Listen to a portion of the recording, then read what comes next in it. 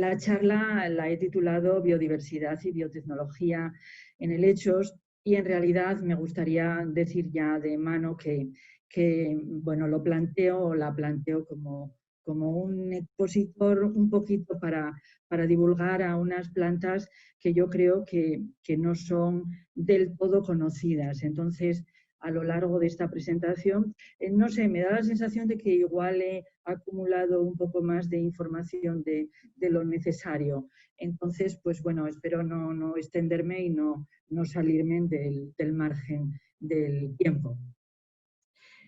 Bueno, estaba diciendo que realmente esto no es una broma, ¿no? Esto es una entrevista que, bueno, que me hicieron hace un par de años a raíz de publicar un libro en 2018 sobre los helechos. Esto era un vídeo, era un pequeño corto, ¿no? de lo que fue esa presentación, pero cuando estaba preparando esta charla decidí un poquito dejar la imagen tal cual está, como si el presentador estuviese realmente un poco perplejo, bueno, tratando de aludir un poquito pues a eso, ¿no? A que normalmente se sabe poco de los helechos y normalmente pues cuando la gente pues te escucha, se pone a hablar contigo sobre ellos, pues dicen, bueno, pues sé poco más, que son plantas que se reproducen por esporas y punto, ¿no? Prácticamente. Bien, el libro del que estaba hablando lo publicamos, lo edité en 2018, pero es un libro que se hizo entre muchísimos investigadores, realmente unos cuantos de distintos países. Repito, la gente que trabaja con el hecho somos una comunidad pequeña, pero bueno, algunos hay y muy generosamente decidieron participar en este libro que básicamente estaba estructurado en estos puntos: biología y biotecnología, evolución, biodiversidad y conservación, recursos genéticos y metabólicos y aplicaciones medioambientales. De este libro, lo que voy a hacer va a ser rescatar una serie de trabajos. Podía haber sido alguno más, pero creo que incluso me he pasado. Me centré básicamente en el apartado de biodiversidad y también de biotecnología, aunque bueno, a veces el tema de biotecnología, bueno, pues no sabe uno dónde empieza muy bien o dónde acaba, ¿no? He cogido algunos de ellos. Voy a empezar por la parte de biodiversidad, evolución y conservación, ¿no? Todos sabemos, perdón, me está ocupando un poquito la pantalla. ¿Puedo hacer algo? Bueno, sí se ve, bueno, no se ve la última línea, creo. Me No, daba sí la se ve, sensación de que me estaba comiendo un poquito de la franja derecha, debajo de mi imagen, pero no sé si es cosa de mi ordenador o bueno, le está pasando a todo el mundo. Sí se ve que toda la información, todo el gráfico y la última línea la tiene. Vale, no, de acuerdo, suficiente. Bien, como estaba diciendo, voy a empezar por la parte un poquito de evolución, biodiversidad y conservación. Sabemos todos, ¿no?, que durante los últimos 500 millones de años, bueno, pues estamos asistiendo y la Tierra ha asistido a lo que se entiende por bueno, pues el asentamiento en tierra firme, ¿no?, de formas animales, formas vegetales. En concreto, aludiendo a las formas vegetales, pues durante todo este periodo de tiempo tuvo lugar el asentamiento sucesivo de los principales grupos vegetales, ¿no?, que serían los biofitos, licofitos, los helechos, las gimnospermas y finalmente las angiospermas, que dominan en realidad desde hace unos 90 millones de años. En realidad, nuestros helechos actuales estuvieron ahí un poco a caballo entre los pioneros y ya las plantas que posteriormente están dominando realmente la tierra, ¿no? De todos modos, son plantas que derivan de sucesos ocurridos hace más de 400 millones de años, cuando empezaron los primeros intentos de organización vascular y asentamiento en tierra firme, como estoy diciendo. Aunque estas plantas se vieron relegadas por estrategias más exitosas, realmente constituyen el grupo más aparte de las angiospermas, el grupo vascular más numeroso de plantas sin flores y sin semillas, porque a veces escucho plantas superiores, plantas inferiores, bueno, no es del todo correcto en realidad, ¿no? Se habla más de plantas con semillas, plantas sin semillas, yo creo que sería un poquito más correcto.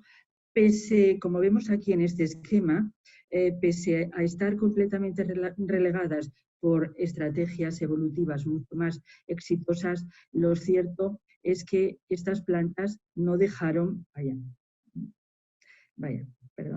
no dejaron realmente nunca de evolucionar y de tratar de ocupar todos esos huecos que estas otras estrategias pues les dejan, pero que podemos encontrar a todas estas plantas distribuidas muy ampliamente por todo el mundo. Durante el Cámbrico, Ordovícico, Silúrico, en un margen de tiempo hace unos 420 millones de años, 500 millones de años, como estaba diciendo, pues se fueron asentando en tierra firme estrategias vegetales, bueno, pues que fueron evolucionando, desafiando retos muy importantes y dotándose de estructuras como pudieran ser los estomas, como pudiera ser esta vascularización, como pudiera ser la formación de semillas, que poco a poco les fueron dotando de complejidad y hasta llegar a alcanzar, bueno, pues las estructuras más complejas que realmente podemos tener. Hablando de la abundancia que pueden presentar estas plantas, la verdad es que es un gusto estar, bueno, hubiese sido mejor haber podido estar físicamente, ¿no?, visitando esta tierra, porque tienen la suerte, el privilegio de contar con una representación muy, muy nutrida de este tipo de plantas, como vemos aquí en este esquema, ¿no? 1.300 y pico especies. Actualmente, entre licófitos y helechos hay unas 12.000 especies aproximadamente, ¿no? Y el interés que tienen estas plantas puede ser un interés desde el punto de vista de la biología básica, para ayudarnos a entender mejor cómo se ha producido la evolución del desarrollo vegetal, lo que serían los estudios que titulamos como Evodevo, tienen una importancia también grande, ecológica, con un papel evidentemente de secuestradores de dióxido de carbono, estabilizadores del suelo, refugios de animales, por supuesto, que dentro del campo biotecnológico, pues también por su valor ornamental, pues contribuyen a engrosar las filas de las industrias de plantas ornamentales. También pueden tener un papel en alimentación, en producción de metabolitos secundarios, como estábamos hablando esta tarde. También un papel medicinal, de fitorremediación, purificadores del aire, y desde luego un legado genético representan de incalculable valor, ya que son descendientes, como decíamos, bueno, pues de esos pioneros, de esas estructuras vasculares que poco a poco se fueron implementando en tierra firme. Por lo tanto, deberíamos de estar muy prestos a conservar este legado tan importante, y que puede esconder o ayudarnos a dilucidar aspectos muy importantes del desarrollo de las plantas. Como estoy hablando de los helechos y a veces se escapa un poquito, ¿no?, estas plantas, pues simplemente recordar un poco que estas plantas tienen un ciclo vital en el que se alternan, ¿no?, el gametofito y el esporofito. El esporofito en los helechos es dominante y el gametofito es un talo, una estructura muy sencilla que se forma a partir de la terminación de las esporas, que como su nombre indica, bueno, pues ha nacido para reproducirse. Esta reproducción puede ser sexual, puede ser asexual, y cerraríamos el ciclo formando un nuevo esporofito. el esporófito va a encargarse de la formación de las esporas, que son propágulos de dispersión y que se prestan, aparte de iniciar este ciclo, bueno, se prestan a la conservación, etcétera, como veremos un poquito más adelante. Y así, muy rápidamente, estos serían los elementos, las palabras, la terminología un poco de cuando estamos hablando de los helechos.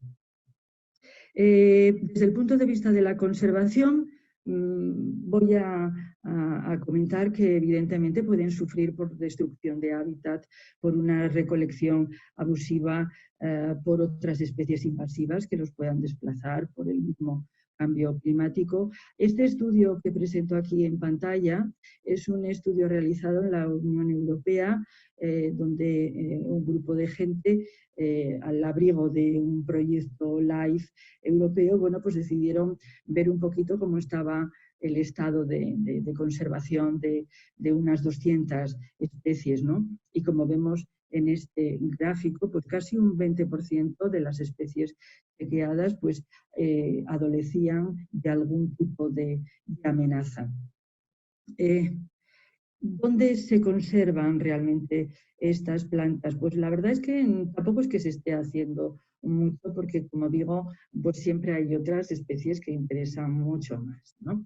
Entonces, bueno, podemos encontrar intentos de conservación de estas plantas pues en jardines botánicos, aquí en Costa Rica, el de la foto inferior, el de la foto, quiero decir. También no tienen nada que ver con los bancos de germoplasmas de angiospermas, por ejemplo, ¿no?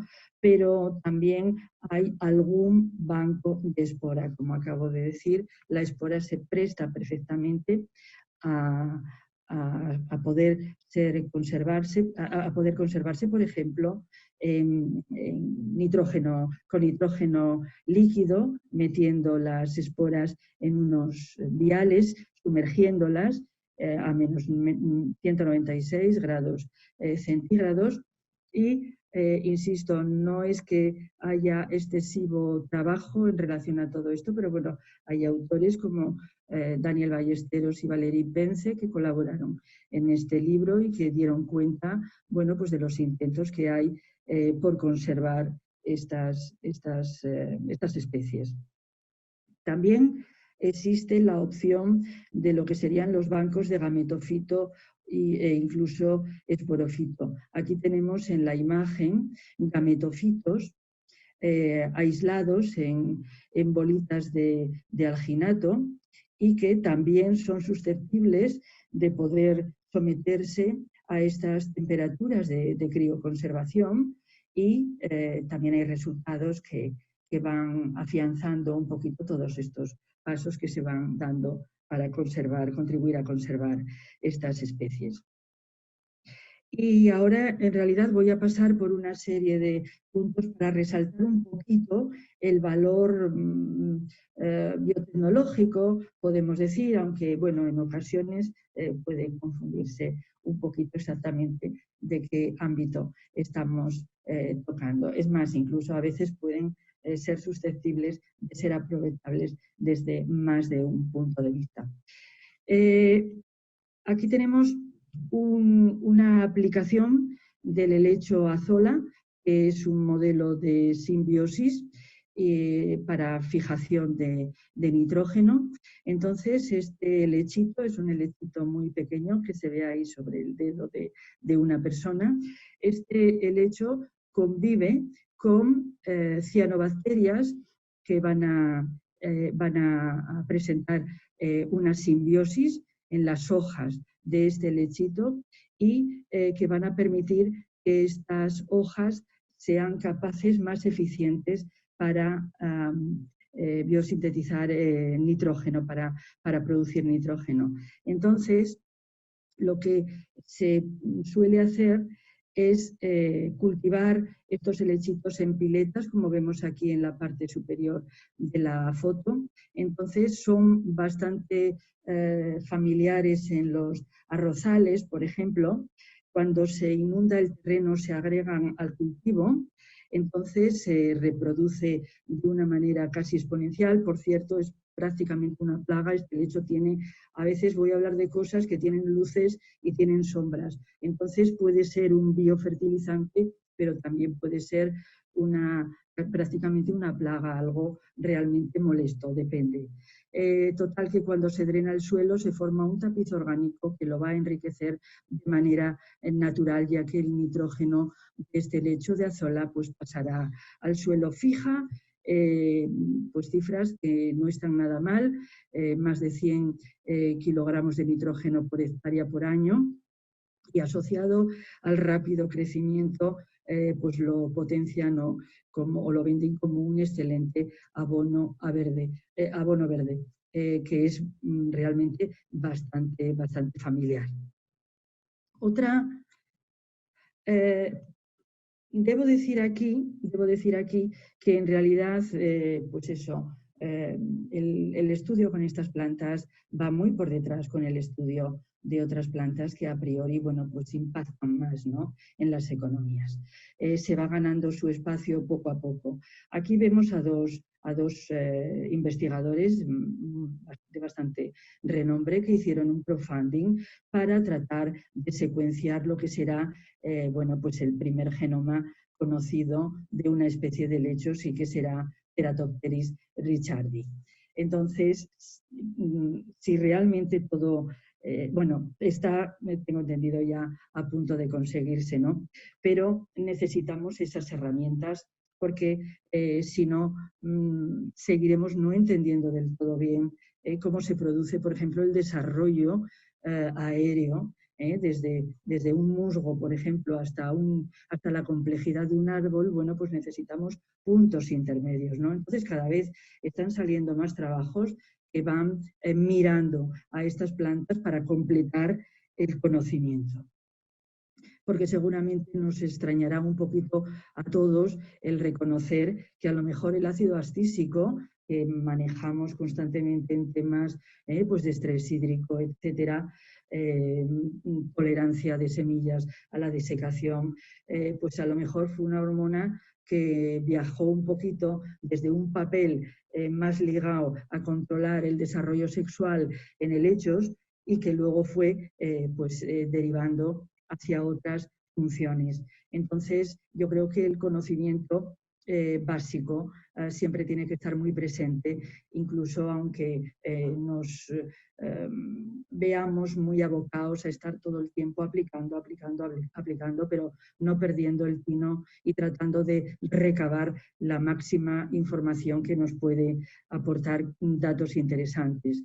Me complace también mucho compartir con todos ustedes pues, los trabajos que está haciendo el grupo de Jaume Flexas en una universidad española, la de las Islas Baleares, porque no sé si todos reparamos en el hecho de que, bueno, ahora nos asustamos, los niveles de CO2 cambian, suben en la atmósfera, se incrementan, y hay plantas que, bueno, pues que ya lidiaron con esos toros y encima llegaron hasta donde estamos hoy. Lo que no sabemos es si estas plantas que están realmente dominando estos últimos millones de años, si serán capaces en circunstancias como las que ya en las que ya estuvieron estas plantas, pues de dar, bueno, de dar tan buenos resultados, iba a decir, en el hecho de sobrevivir a esas condiciones. Y por otra parte, pues ellos están profundizando en la fotosíntesis, en tratar de conocer un poquito mejor cómo se desenvuelve este proceso en estas plantas, para intentar de alguna manera tener más pistas de lo que se deba hacer para efectivamente dar de comer a más gente, tener una productividad más grande, al mismo tiempo lidiar con situaciones de limitaciones de recursos como pueda ser el agua, etcétera. Entonces, ¿en qué dirección hay que ir actuando para tratar de llevar todas estas necesidades y sacarlas airosas? También los helechos tienen un papel muy importante. Por ejemplo, se ha conseguido resistencia, por ejemplo, a la mosca blanca, implementando en una proteína obtenida a partir de este helecho, Difteria macrodonta, en cultivos de algodón. Los helechos también pueden ser fuente de insecticidas, pero hay situaciones, no me va a quedar mucho tiempo, entonces estoy apurando un poquito, donde también pueden representar problemas medioambientales muy importantes, como el caso del Cteridium aquilinum. No me puedo extender. Que es una especie que está considerada también como carcinogénica. Tiene compuestos que están definidos con potencial carcinogénico, que nos pueden pasar de alguna manera a las aguas, por la leche, por la carne, etcétera, y que representan un gravísimo problema. Y sé que en Sudamérica, por ejemplo, pues este tema no es del todo desconocido. También tienen potencial medicinal. Se habla mucho ahora de las nanopartículas verdes, de la síntesis de nanopartículas. La fragmentación de la materia puede conllevar el tener capacidades, propiedades muy interesantes, y también los helechos se están utilizando para ello. Veo que me queda poco tiempo y por eso estoy acelerando un poquito. Como fuentes de alimentación, pues también lo pueden ser, también lo son, de hecho, en algunos sitios, y se hacen análisis y se encuentran, bueno, comparativamente con otros vegetales que pueden competir. Pueden ser un incentivo de economías locales. Aquí había un capítulo que habían propuesto desde la India. Y entonces aquí me iba a detener un poquito en decir que son fáciles de cultivar in vitro. Hay aspectos que seguramente se desconocen más. A partir de las esporas es relativamente fácil conseguir cultivos de gametofito y después de esporofito, pero me gustaría resaltar que tienen una gran capacidad de regeneración, eso que en otras situaciones cuesta o puede costar conseguir. El gametofito en concreto es una estructura vegetal con una capacidad de regeneración enorme. Entonces, todos estos conocimientos se pueden aprovechar, bueno, pues con los fines que sean. También el esporofito lo podemos triturar mecánicamente, y esos trocitos pueden ser capaces, como en este caso de Asplenium nidus avis, de conseguir bastantes tasas de multiplicación. Podemos jugar con las hormonas, podemos jugar con el rizoma, y podemos hacer, aunque hay mucho menos, abordar embriogénesis somática. Entonces, voy a dedicar nada un par de minutos, prácticamente voy muy mal de tiempo. Decir que mi investigación en este momento se centra en el gametofito como sistema experimental, y que, bueno, lo que hice fue interesarme por la apomixis, que es una alternativa a la reproducción sexual, que tiene muchísimo interés, que muchos laboratorios están trabajando con mucho ahínco en conseguir conocer cómo sucede esta formación de semillas de manera asexual, de manera que se pudiera implementar en especies con interés agronómico, que los helechos presentan este proceso con muchísima más frecuencia precisamente que las angiospermas. Y entonces, que lo que hice fue hacer la maleta, irme a Zúrich, conocer al doctor Welly Gross-Niklaus, que él realmente es una autoridad en todo esto, se interesó por mi sistema experimental, y bueno, pues ahí llevamos unos años intentando pues avanzar un poquito. Hicimos un transcriptoma, hicimos algunos análisis proteómicos, y bueno, pues ahí estamos. Perdonadme por haberme extendido. Y nada, pido disculpas a los organizadores, y bueno, tampoco queda bonito estar así un poco con la lengua afuera, pero fue mi culpa porque quería comentaros lo más posible y aprovechar esta oportunidad. Nada, muchísimas gracias. Muchísimas gracias a usted, doctora. Muy interesante su presentación. Tendríamos tiempo para una pregunta. Respecto a la bioremediación con helechos, de acuerdo con su experiencia, ¿cuáles son los contaminantes con mejores resultados usando helechos? Bueno, es verdad, ni siquiera me dio tiempo, pasé por la presentación, vamos, por la diapositiva, pero no reparé en ella esta vez. Hacía referencia a que uno de los trabajos pioneros fue con arsénico por la doctora Lena Ma, y bueno, es un modelo Eris Vitata en concreto, por ejemplo, para trabajar con este tipo de elemento indeseable, evidentemente, en el suelo, como ocurre, bueno, pues por el sudeste, también me hablaban de América, etcétera. Bueno, el arsénico es un gran problema. Pero bueno, en realidad los helechos contribuyen y fueron incluso pioneros en este campo, pero bueno, hay un espectro grande y también cadmio, etcétera, ¿no? de elementos pesados contra los que se puede actuar. Listo, doctora. Muchísimas gracias. Tenemos más preguntas, pero se las vamos a hacer llegar.